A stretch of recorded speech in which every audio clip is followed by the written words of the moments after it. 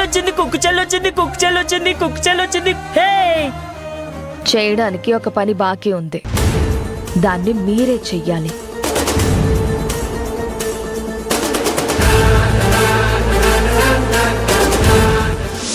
కుక్కు చెల్లొచ్చింది. హే మీనాక్షి, మొత్తానికి వచ్చేసావా?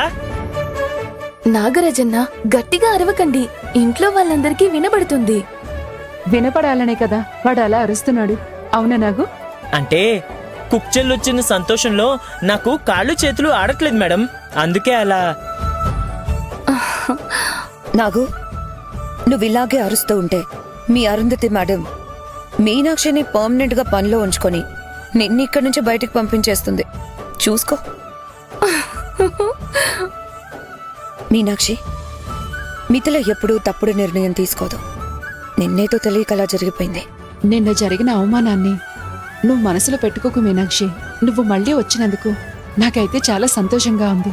పర్వాలేదు మేడం, రేవతమ్మ కనబడలేదన్న బాధలో ఒక మాట అన్నారంతే. దానికి అవమానమని పెద్ద పెద్ద మాటలెందుకు మేడం? నాదేం తప్పు లేదని తెలిసి ఇంటి వరకొచ్చి క్షమాపణ అడిగారు. ఆ పెద్ద మనసు ముందు నేనెంత మేడం? ఇంటి వరకు వచ్చారా? క్షమాపణ కూడా అడిగారా? ఎవరు?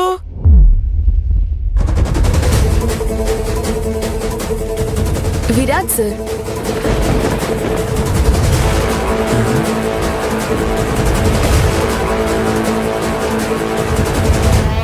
విరాజా?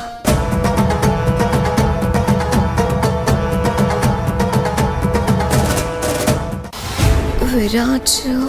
అవును, మేమే వెళ్ళి క్షమాపణ చెప్పి తీసుకొచ్చాం.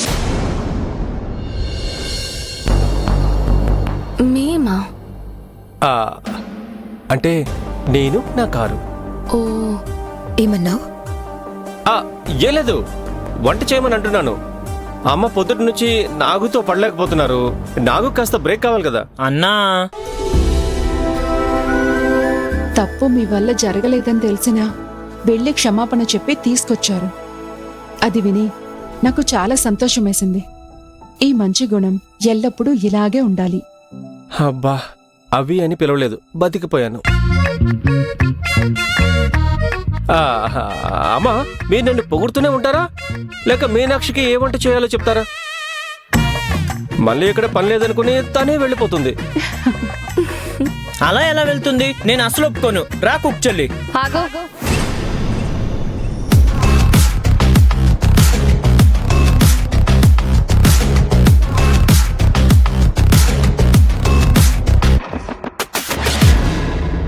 మీనాక్షి, నువ్వు లోపలికి వెళ్ళడానికి వీల్లేదు.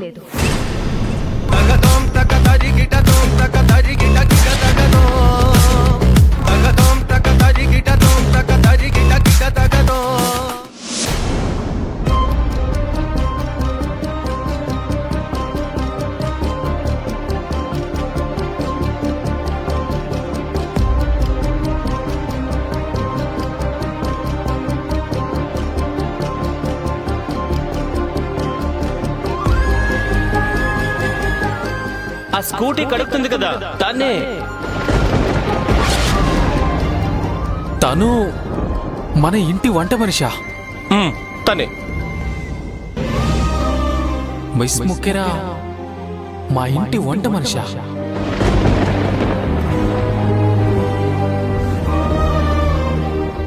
నువ్వు నీ క్లాస్ మర్చిపోయి గూడ్స్ బండిలో ఎలా కూర్చుంటావు? ఇష్టం వచ్చినట్టు జీవించాలని చెప్పి ఆల్రెడీ ఒకరు ఇంటి మర్యాద తీసేశారు. మీ అమ్మమ్మ లోపల దాగున్న భూతం ఉంది, స్టేటస్ అనే భూతం. స్టేటస్, గౌరవం అనే పేరుతో నా ప్రేమను చంపేసింది మీ అమ్మమ్మ.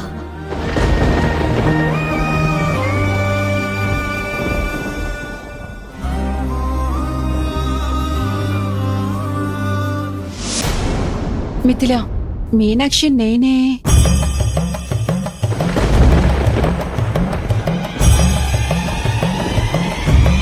మళ్ళీ నువ్వు వంటింట్లోకి వెళ్లే ముందు నన్ను క్షమించాలి. నువ్వు తప్పు చేయలేదని చెబుతూనే ఉన్నావు, కానీ నేను నీ మాటలు వినిపించుకునే స్థితిలో లేను. నేను బయటికి నెట్టేశాను. నన్ను క్షమించు మీనాక్షి. హ? అయ్యో మేడం, ప్లీజ్ మీరు క్షమాపణ అడగకండి. అమ్మకు బాధ కలిగితే ఆ కూతురి ఆవేదన ఎలా ఉంటుందో నాకు బాగా తెలుసు. కోపగించుకోవడం సహజమే. ఒక కూతురిగా మీరలా మాట్లాడటంలో ఏ తప్పు లేదు మేడం. నిన్న అంత అవమానం జరిగినా అమ్మను వెతికి సేఫ్గా తీసుకొచ్చి ఇంటి దగ్గర వదిలిపెట్టి వెళ్ళా. ఈరోజు చూస్తే అసలు బాధే లేనట్టు నన్ను అర్థం చేసుకుని మాట్లాడుతున్నావు. నీకేం చెప్పాలి మీనాక్షి? మిథిల, ఇకపై ఎలాంటి నింద రాకుండా పనిచేయమని చెప్పు.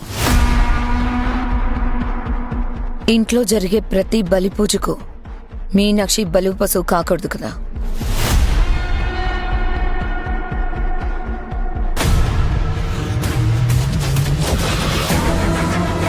మీనాక్షి,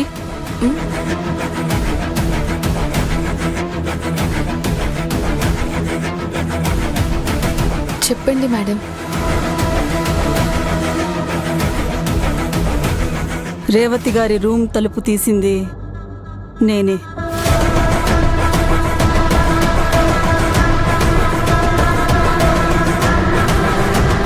నా వల్లే తప్పు జరిగింది. నన్ను క్షమించు.